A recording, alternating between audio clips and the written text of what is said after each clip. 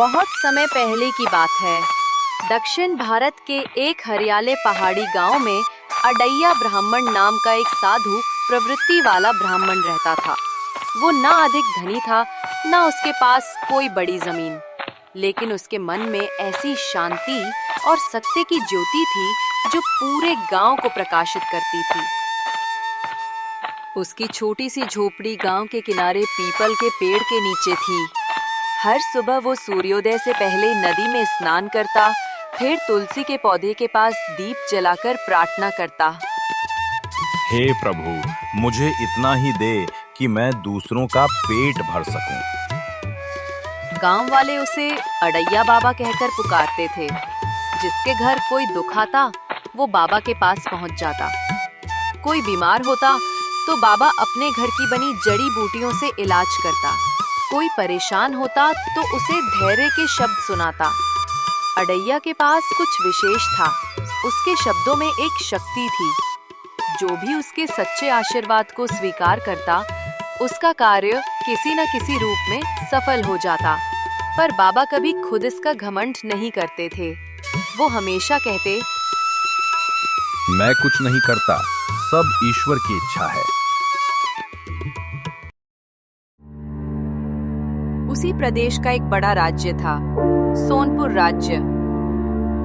राजा विक्रमदेव वहां के शासक थे। राजा न्यायप्रिय थे, पर धीरे धीरे उनमें अभिमान और विलासिता बढ़ने लगी थी। सोने की छतों वाले महल, नाच गाने की सभाएं और रोज नए भोज, यही उनकी दिनचर्या थी। लेकिन उसी वर्ष आकाश मानो रूठ गया। 3 महीने बीत गए, एक बूंद बारिश नहीं हुई। खेत सूख गए, तालाब फट गए और जनता भूख से तड़पने लगी। राजा ने अपने दरबार में सभा बुलाई। मंत्रियों, ये क्या हो रहा है? देवता नाराज क्यों हैं? यज्ञ कराओ, स्वर्ण दान करो, मुझे वर्षा चाहिए। मंत्रियों ने यज्ञ कराए, दान दिए, पर बादल नहीं बरसे। लोगों में अफवाह फैलने लगी कि राजा का अभिमान ही इस सूखे का कारण है।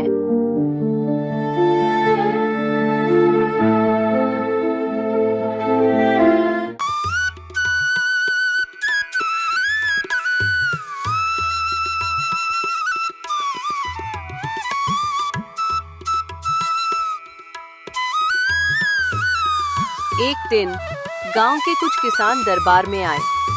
उनमें से एक ने कहा, महाराज, हमारे गांव में एक ब्राह्मण रहते हैं, अडैया बाबा।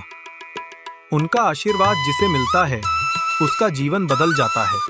शायद उन्हीं की प्रार्थना से वर्षा हो सकती है। राजा को ये सुनकर हंसी आई। एक गरीब ब्राह्मण मेरे राज्य को वर्षा दिला सकता है? क्या मजाक है ये? लेकिन मंत्री भद्रनंद ने कहा, महाराज, जब सारे उपाय असफल हो चुके हैं, तो क्यों ना एक बार उस ब्राह्मण से मिल लिया जाए। सच्चे संतों में चमत्कार होता है। राजा ने सोचा, ठीक है, चलो देखते हैं। उसने अपने मंत्री को सोने की थैली दी और कहा, जाओ उसे बुला कर लाओ, कह देना राजा उसका सम्मान करेगा।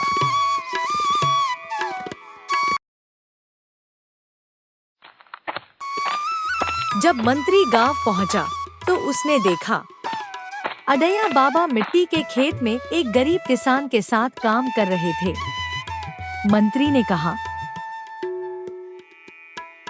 बाबा, राजा विक्रमदेव आपको बुला रहे हैं।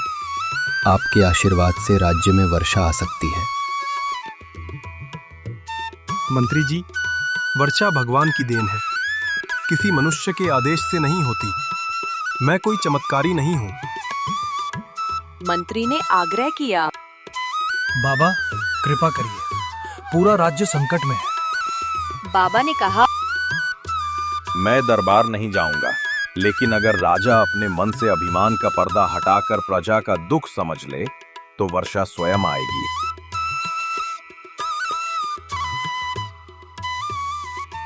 मंत्री ये संदेश लेकर दरबार लौटा।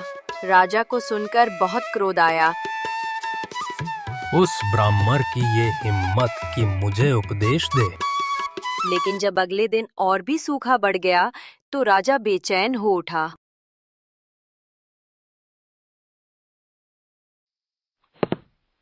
3 रातों तक राजा सो नहीं पाया।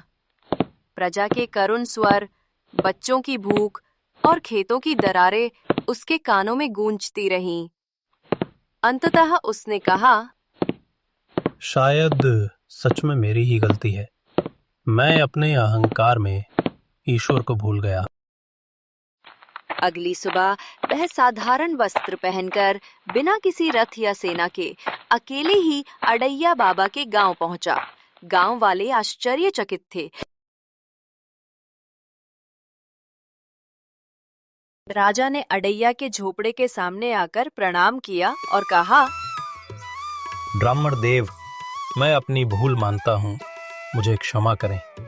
बताइए, क्या करूं कि मेरी प्रजा सुखी हो जाए? अडैया ने मिट्टी के प्याले में पानी भरकर राजा को दिया और कहा, राजन, इस प्याले को देखिए। जब इसे धीरे से रखा जाए तो ये सुरक्षित रहता है, लेकिन अगर इसे जोर से पटक दो तो ये टूट जाता है। राज्य भी ऐसा ही है। जब उसे प्रेम से संभालो तो फलता है, जब अहंकार से पकड़ो तो बिखर जाता है। राजा की आंखें नम हो गईं। बाबा, मैं अब समझ गया। अब मैं अपने राज्य को परिवार की तरह संभालूंगा। बाबा ने मुस्कुराकर कहा, जब हृदय सच्चा होता है तब आकाश भी दया करता है।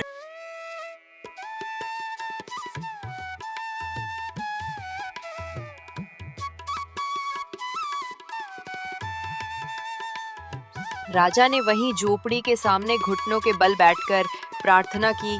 पूरा गांव उसके साथ हाथ जोड़कर खड़ा था। बाबा ने आकाश की ओर देखा और धीरे से मंत्र बोले, हे वरुण देव, इस धरती की प्यासी आत्माओं पर दया करो। और तभी आकाश में बिजली चमकी। कुछ ही क्षणों में काले बादल गिर आए और जोरदार बारिश शुरू हो गई। गांव वाले नाच उठे।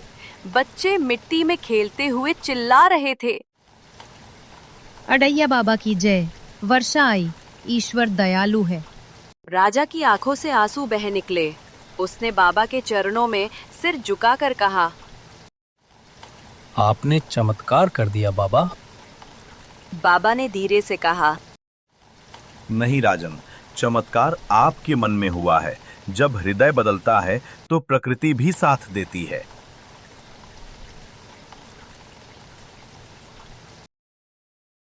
राजा विक्रमदेव उस दिन से बदल गए। उन्होंने महलों की विलासिता छोड़ दी और प्रजा के बीच जाकर उनकी समस्याएं सुनी।